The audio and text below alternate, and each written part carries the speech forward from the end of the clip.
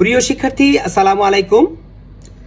আমি সুজন স্যার তোমাদের মাঝে এসেছি আজকে একটা অতীব গুরুত্বপূর্ণ বিষয় নিয়ে আলোচনা করার জন্য, যেটা আমি দেখছি যে অধিকাংশ ছাত্রের একটা বড় সমস্যা।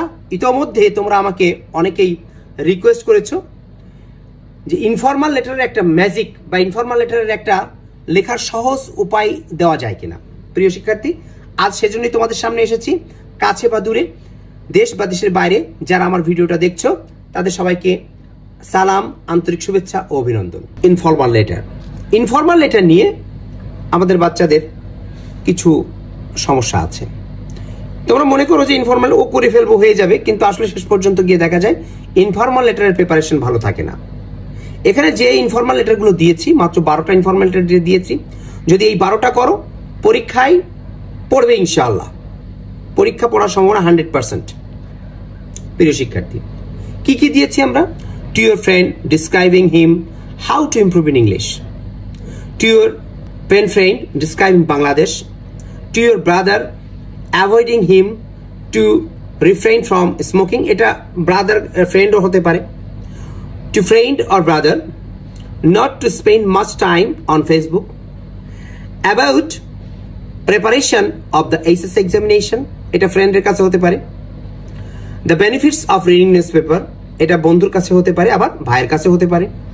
Write a letter to your friend for his brilliant success in the ACC examination but debate competition, এটা ACC examination হিসাবে পড়তে পারে, আবার ডিবেট কম্পিটিশনও হতে পারে।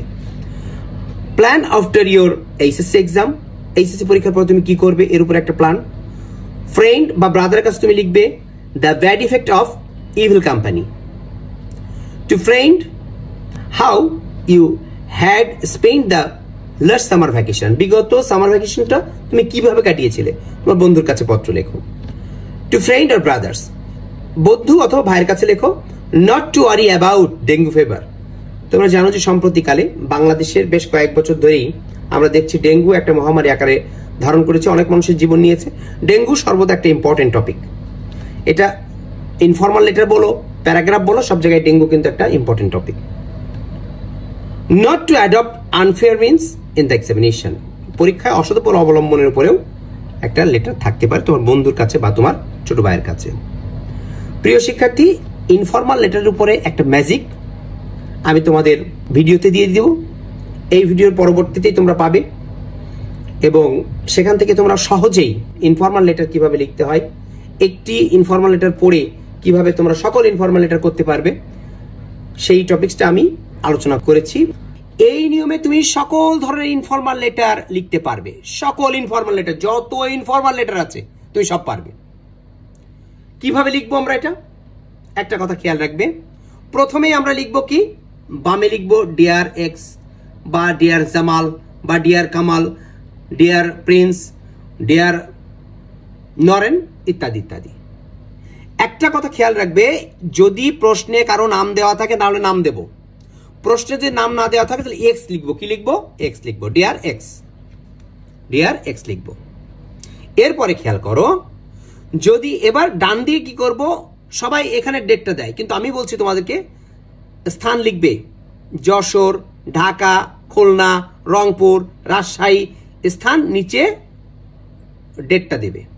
তোমাদের পরীক্ষা 1 জুলাই, তাই লিখবে জায়গার নাম লিখবে, নিচে 1 জুলাই, এটা একটু সরিয়ে লিখবে। প্রিয় শিক্ষার্থী, এট ফার্স্ট টেক মাই সালাম অবলিক কর্ডিয়াল লাভ। কেউ সালাম লিখতে পারো, আবার যদি কেউ মনে করো না আমি সালাম লিখবো না, আমার রিলিজিয়াস সমস্যা আছে, বা আমি সালাম না লিখে আমি কি লিখবো, কর্ডিয়াল লাভ লিখবো, লিখতে পারো। তবে সালাম এট ফার্স্ট টেক মাই সালাম অ্যান্ড কর্ডিয়াল লাভ যদি কেউ লেখো তাও হবে।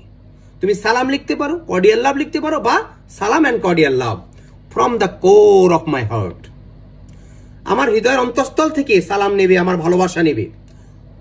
হোপ ইউ আর ওয়েল, আশা করি তুমি ভালো আছো। I am also fine by the grace of Allah, বলছে আল্লাহর রহমতে, বা grace of Almighty, grace of god লিখতে পারবে। I have received my letter just now, I have received your letter just now, আমি তোমার চিঠি এইমাত্র পেয়েছি। In your letter you have wanted to know about, যে বিষয় সম্পর্কে আলোচনা হবে সেই বিষয়টাকে লিখে দেবে। You have wanted to know about Bangladesh, you have wanted to know about my preparation, you have wanted to know about my about reading English newspaper, about bad habit of smoking, এরকম যে সাবজেক্টটা থাকবে সেই সাবজেক্টটাকে লিখে দেবে। Now I am writing about it. তাহলে দেখো একটা বড় অংশ, অর্থাৎ চিঠির একটা বড় অংশ কিন্তু আমাদের লেখা শেষ হয়ে গেল। এরপরে আসবো নেক্সট প্যারা, একটু ফাঁকা দিয়ে একটু জায়গা ফাঁকা রেখে পরবর্তী প্যারায় চলে আসবো। পরবর্তী প্যারায় কি লিখবো?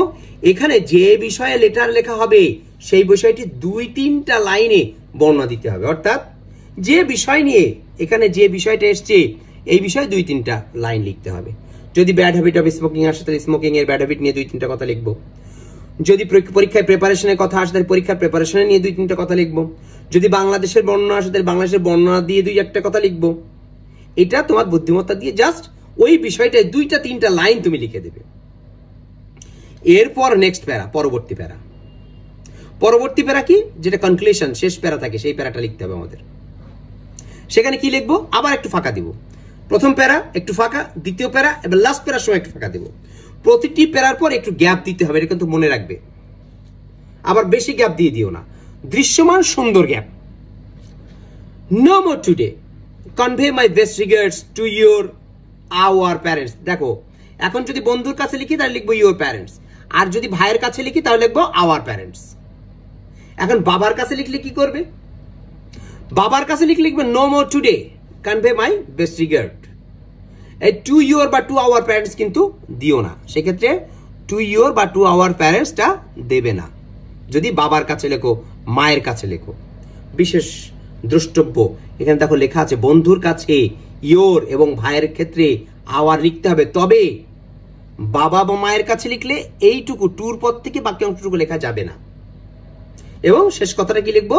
ওই একই সাথে, এটা কিন্তু মাঝখানে বাংলা লেখা আছে মানে আলাদা না, একই সাথে wish you all the best, সবার ক্ষেত্রে লেখা যাবে। এবার লাস্ট এসে আমরা কি লিখবো? Your loving friend, your loving brother, your loving son, এই কথাটা সবার ক্ষেত্রেই লেখা যাবে। ঠিক আছে? তোমার নাম দেবে, যদি উপরে কার কাছে লিখছো নাম দেওয়া থাকে তাহলে নিচে তোমার নাম দেবে। যদি মনে করো উপরে এক্স দাও তাহলে নিচে ওয়াই দেবে।